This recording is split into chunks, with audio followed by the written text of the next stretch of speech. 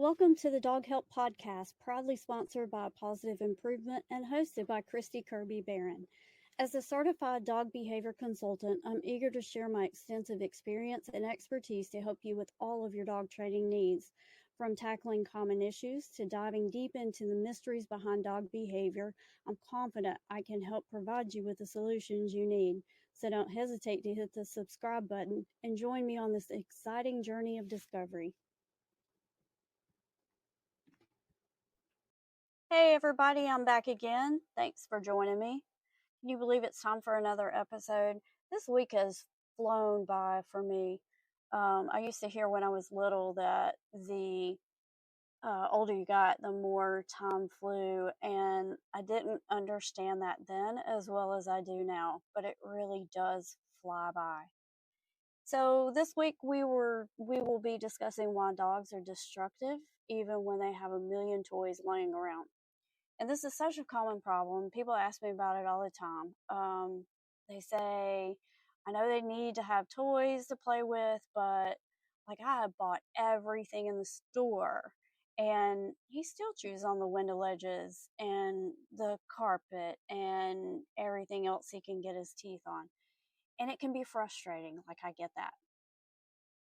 First, though, when I have someone asking me that, well, let's just go to when I walk in the house. So I have someone, they hire me and they say, "Hey, you got to come help me with this dog. I'm having all these issues." And I walk in and there's damage everywhere. And the first thing I ask them is, "Where were you when this dog was chewing the sofa like that?" I get a wide array of answers. They everything from, well, the kids were supposed to be watching him, or he hasn't chewed up anything before, so I thought I'd try to see if he could be loose in the house. um, all these answers, but really it all boils down to one basic thing: you have to watch the dog and you have to prevent them from getting into things and being destructive. If you're not there, everything is fair game. Everything's a toy, everything's a chew toy if you're not there to prevent them from chewing on the wrong things. And you have to look at having a puppy or a young dog as being the same thing as a toddler. I know when my children were little, if I had to get in the shower or do something, either their dad or my friend Couture or somebody had to watch them, or they had to be down for a nap in the crib. I knew better than to just let them be out of sight because they would have gotten into something potentially harmful, but who knows what in their mouth. And there's so many disasters that really could have happened. Well, in fact, there was one time that a microwave got blown up with a Sharpie marker by one of the kids at Dad's office. I won't mention which one of the kids did it, but the point is, if you aren't watching them, your expensive things can be damaged and they can be hurt. In this case, the only thing that got hurt was the feelings when Dad yelled because the microwave got, let's just throw a pun out here and say it got toasted. Needless to say, there was a new microwave in the office the next day, and the lesson about watching young children, toddlers, was learned the hard way. And no children were harmed in the oops that occurred making that happen. One thing I've always heard too is, I know he's just a puppy, he'll grow out of that, right? Well, no, they don't. If something gets the puppy attention, if it's fun to do, if it is self-soothing, it's not going to go away. They will not unlearn that your pillows are tons of fun to pull the stuffing out of. They will not unlearn that the sofa has stuffing kind of like the pillows, or that shoes are tasty chew toys. So if what they do as a puppy is rewarding to them, it will carry on into adulthood. I tell people to do what you do not want to do now so that you don't have to do it for the rest of their lives. And what I mean by that is, preventing them from learning to destroy your house by using a crate or other means of confinement when you can't watch them. So it's way harder to cope with bad habits than to prevent it in the first place. So what I'm talking about here, and I know people are some people are really iffy about crates and confinement. Nobody really wants to put their baby in that little cage, in that box, and uh, and leave them there. And I understand that. I am not a fan of having people use the crate as an alternative to training the puppy. They can be over crated, and it's not good for them. It's not healthy for their mental psyche. It's not healthy for them to keep them in the crate too much. But what I'm talking about is strategically using a crate or confinement so that they are prevented from learning bad habits, but in between periods of time when you're actually dealing with keeping them out of things, when you're actually preventing them from chewing on things by being redirected, when you're interacting with them, these puppies are learning. They're learning, oh, I'm not supposed to do that, but this is more fun. Um, and I hate it, hate it, hate it when I am working with a dog, and it usually happens by the time they're an adolescent. They go from the crate to the backyard, and from the backyard back to the crate. And the reason that occurs is because when they come in, they're just wild. They flip over chairs, they knock lamps off, they're just playing wild. And some people would love to have that dog be an inside dog. They'd love to have them be the pet that they had envisioned when they got that puppy. And it doesn't happen because they didn't spend enough time with that puppy out of the crate. You can't confine them and expect them to come out of confinement having grown out of all bad habits. It just doesn't work that way. So we're talking about creating them or confining them in a way that they learn uh, strategically to not get into inappropriate things or chew on things that they should not, but not so much that we're not interacting with them. Okay, so we're just talking about the strategic use of confinement. So people seem to know that dog needs toys. Dogs need toys. They need bones to chew on, and they think if the dog has access to them, then surely the dog will chew on that exclusively. And I kind of find that interesting. Why would they only chew on dog toys? Like, how do they know it's a dog toy and not something else? Because even dog toys look very similar to children's stuffed toys. Puppy toys, especially those cute, soft little puppy toys, they look just like children's toys. And at what point do we think they should know that it's theirs and when it's not? It's That's always been an interesting concept to me, that people think, well, he knows that's not his. Does he? I mean, exactly how does he know that's not his? Um, and if how did you, at what point did you think your dog knew that only his things are his things? And how did you teach him that? So that's a really good food for thought. Exactly how did you know? And do you actually know that your dog really knows what's theirs and what's not? Especially if someone has put like a towel down or a blanket down in the crate. If they've given them an old pair of shoes, or I even saw where someone tied old socks together and let the puppy play. Um, because the puppy kept getting socks, so they thought, well, I'll just, give them these socks. No, if they have been given something It's either okay or it's not okay, but don't make it shades of gray for them. Don't make it vague. Help it be black and white so that they can really begin to figure out what you want and what you would rather they not do. So, what I'm talking about with this is, well, okay, here's an example. I have a breeder friend.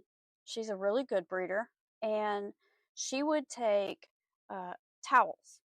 She'd soak them in water and put them in the freezer and freeze them.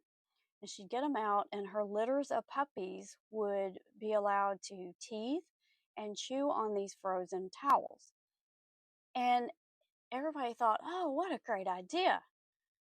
From a trainer's perspective, my side of the road, it was so difficult. Her puppy people got wonderfully socialized, well bred, healthy puppies. Unfortunately, they were obsessed with towels. So if you put towels down in the crate or put a dog bed down in the crate that they can shred, blankets, if they start chewing holes in blankets because you put them in the crate, don't be surprised when they walk by your stove or in the kitchen, they grab the hand towel or they grab a towel in the bathroom or out of the dirty clothes. If you've given them towels, then towels are on the okay list. If you have put a fleece blanket down in their crate and they learn to chew on that, then when you're on the sofa and you have a fleece blanket on and the puppy's on the floor, the dog's on the floor, and some people are surprised when they look down and they're like, oh, they have chewed a hole in the blanket, like literally at my feet. Well, I mean, if you let them learn that blankets are okay to chew on, then what do you expect, right? So give that some thought. How do they know? How did you teach them? And what message are you sending to them? So you can think about that. But now I'm going to ask you to take a step back to that dumpster fire of a year, 2020. And I want you to think about the COVID lockdown. The first days, those were okay. For me, I'm kind of a homebody, so I was happy. A lot of people, however, weren't. Um, the people that are more outgoing, that need that human companionship, that outlet, those folks were absolutely miserable. And the more it went on, the longer it drew out, the worse it was. There are numbers, if you care to look them up, there are numbers and studies and statistics and all that kind of stuff that show just how badly domestic violence rose during the pandemic in that shutdown period. That's everywhere in the world, not just in the United States, but people everywhere were cooped up and they got crabby and they got bored. We had all the things at our fingertips. When we were in lockdown, we had computers, we had phones, internet, books, TV. We had all the things, but we still got bored. We were able to go outside and walk around. We could spend time doing the flower beds in the yard, or we could sit in the sun. We could read a book. But when you were finally able to go out again, I get this picture in my head that many people blasted out of the house with glee, able to see their friends in a group of 10. Remember all those rules? What were they? They were able to see your friends in a group of less than 10 people outside with masks on, as long as you were like 15 feet apart or something like it. Y'all remember all that? Um, but people were so happy to just like be able to go outside and have that mental stimulation that they didn't have, that they had taken away from them. And it was very traumatic for some people. So the next thing, let's think about your favorite thing to do. Pick a hobby. If you don't have a hobby, let me just say that's unhealthy. So let's pick one right now. So, for you folks that have hobbies, let's say you like to read, or how about fishing? Some women, I guess they're guys too. I know at least one guy that loves to shop. Let's think about something you really like to do, and then imagine you can watch other people do it, but not you. So, if you read, imagine being in a library full of books, but you can't pick them up. Just look at them. Fishing, how would you feel if you were able to sit and watch people fish, but you weren't allowed on the boat or couldn't touch a pole? What about you shoppers? You would be allowed to go look at that big sale sign in the window, but you couldn't touch any of the racks of clothes or go try anything on. Nobody would have fun like that. You wouldn't feel that your emotional or mental needs were being met. So let's apply that back to the situation with the dogs.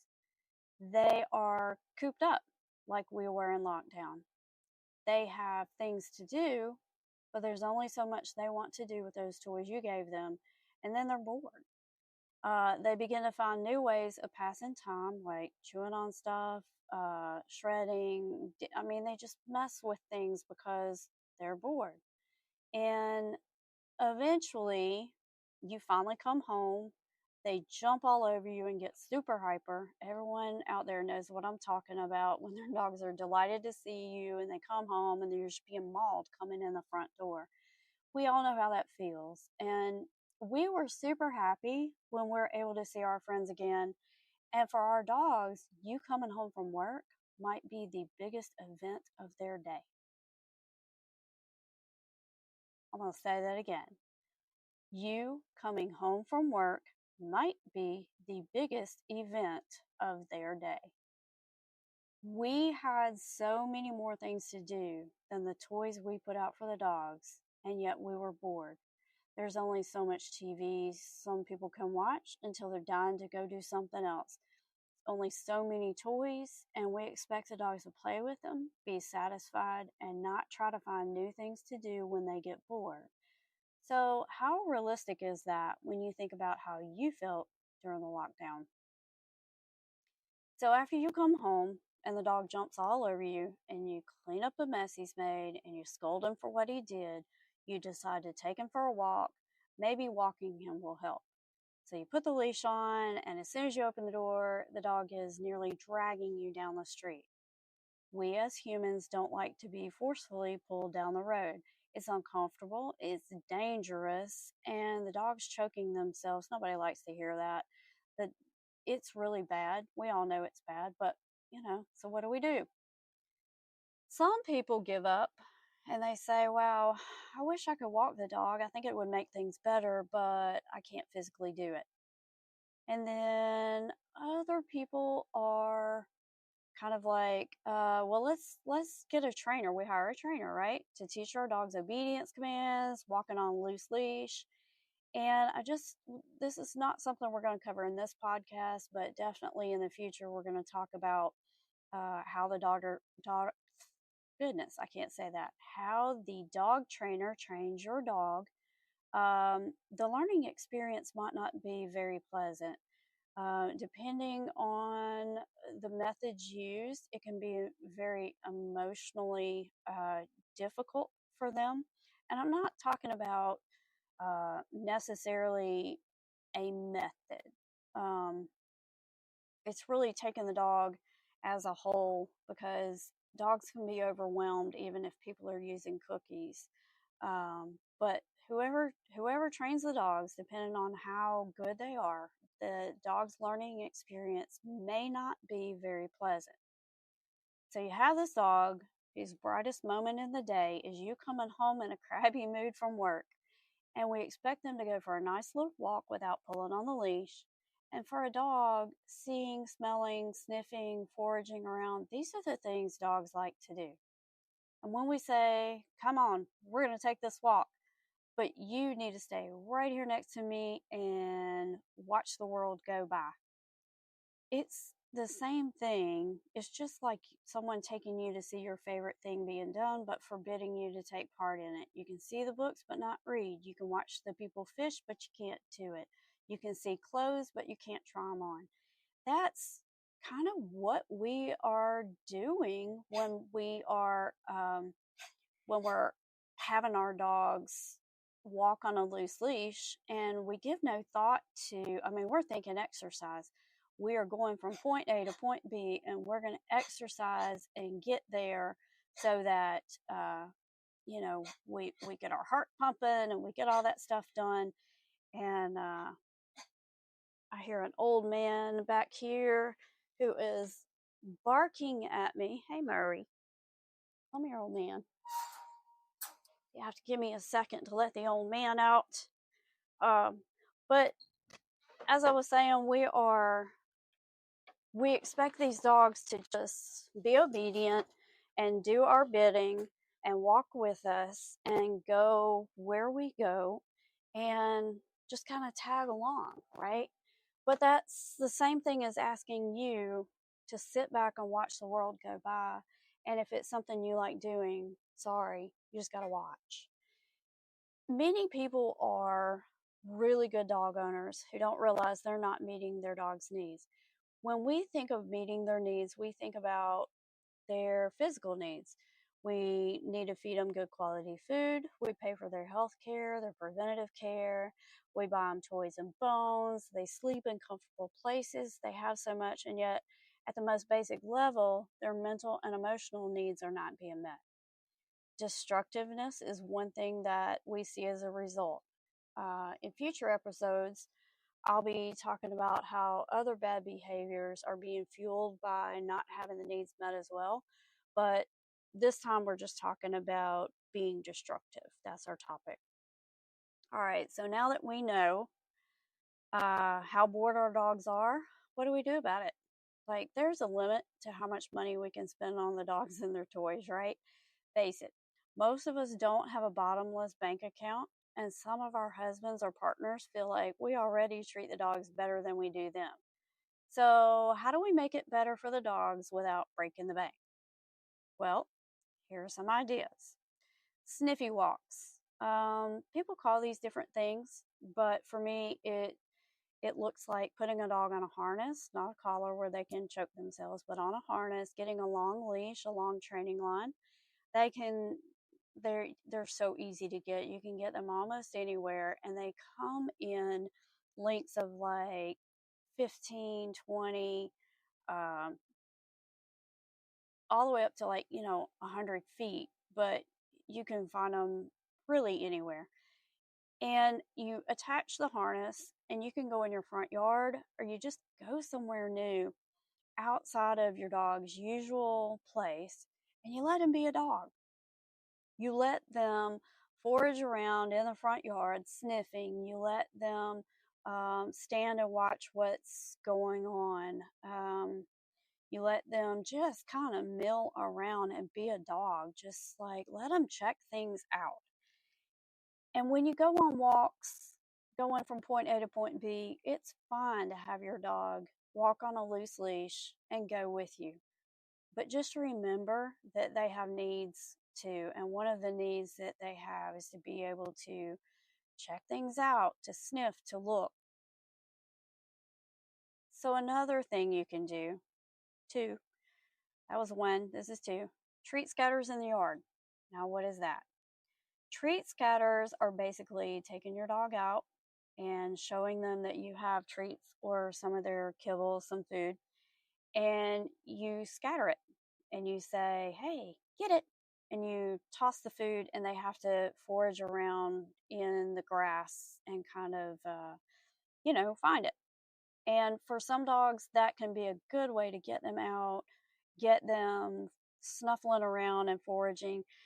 The acts of licking, chewing, shredding, snuffling, foraging like that, those are all self-soothing behaviors. If you can think of a toddler with the thumb in the mouth or a pacifier, uh, That's the same thing that you're creating by allowing the dog to sniff and root around and find treats and things like that. So it's a calming thing. Interactive feeding toys. That's the third way. Interactive feeding toys. Dogs don't have to eat out of a bowl. They can get their nutrition in any number of ways.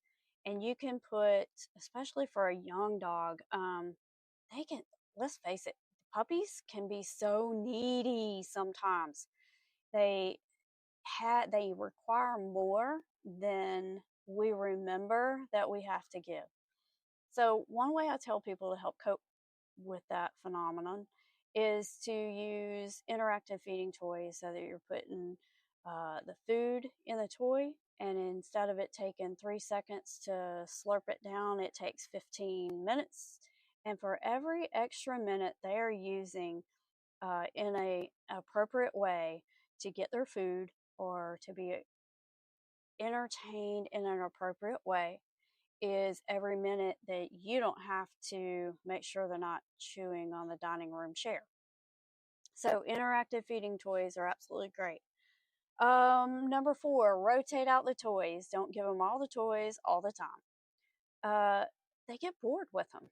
And if you feed these interactive toys or you have these interactive things, pick them up.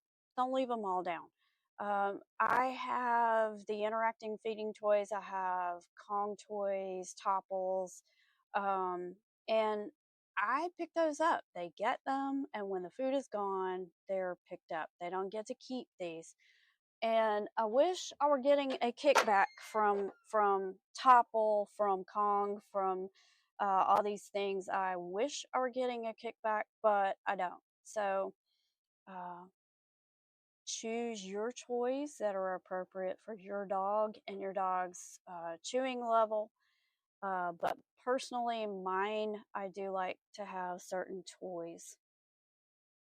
The 5th thing you can do it yourself enrichment, DIY enrichment on Pinterest. There are whole pages and pages on Pinterest and on Facebook. There are whole groups on Facebook, and they're dedicated to ideas of things you can do with your dog at home, that with stuff that you have laying around, or stuff that you can do quite easily. The only thing that I personally don't care for is the shredding. Some people will give dogs things specifically to allow them to shred, and I kind of don't want to feed that. I would rather allow the dog to uh, do other things like snuffling, but I'm just not a real big fan of shredding. Some people will let them have cardboard boxes and things. With the things that I do with my dogs and my home, my atmosphere, and everything that goes on, that I have, I just worry about my dogs beginning to destroy things that shouldn't be. And so, again, if it's okay for a dog to shred or destroy, then you have to think that it's okay for them to shred or destroy any of them of that type. So I'm not big on the shredding. Number 6, training. Have you ever sat at a computer all day working and you've been exhausted when you got done? Like, you didn't expend that energy physically because you like sat there, but the mental strain made you tired. That's what we're talking about. Training can work their mind. If you give them problems and things to figure out, it wears them out.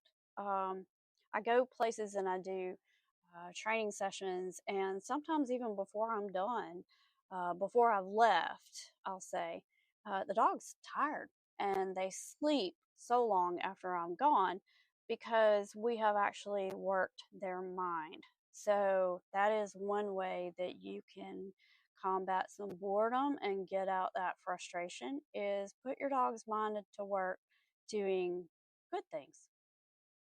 Number 7, exercise. Exercise, but not too much. There is a balance. So if you think about an athlete, they train, and the more they train, they get in better shape. And the better shape they get in, they can go longer. And the longer they go, the better they get, the faster they get there, and it gives them energy. Anyone who's ever been on kind of a workout routine, you know that the more you work out, you get those endorphins going, you get all the, get your blood pumping, and it can give you more energy. So I've had clients come to me and say, I run this dog a mile in the morning and 2 miles in the evening every day. And all I can think is, I'm glad you can do that. I would die. I would just die. Um, but they need balance. Don't overdo the physical exercise. Um, they do need that, but really is don't overdo it. So, in parting, I'm going to say they need balance, they need mental stimulation, physical exercise, and a predictable rules, expectations, guidelines for their behavior. They need to be taught what to do rather than punishing their behavior. That kind of goes back to that question of exactly when and how do you believe your dog knew what to chew on and what not. Um, that's what I'm talking about. Did you take the time to teach them what to do rather than punishing them for things that they did? And that's one of your reflection questions for this. Um, okay, so I guess that is all we have time for today. As I said, we'll be talking more about hyperactivity, impulsivity, and just plain wild dogs in the future, in future episodes. And if you want to be on my mailing list to get free tips and tricks to help you enjoy living with your dog, you can join by going to doghelp.net and signing up for the mailing list. Also make announcements for upcoming events and other good stuff on there. And as always, be sure to hit like, subscribe, and share this information. If you like what you hear, give me some feedback. But the big thing, sharing this information, not just liking it, it helps get it out there to other people. And other people out there also want to know what you think about this information. So give me some love on the reviews.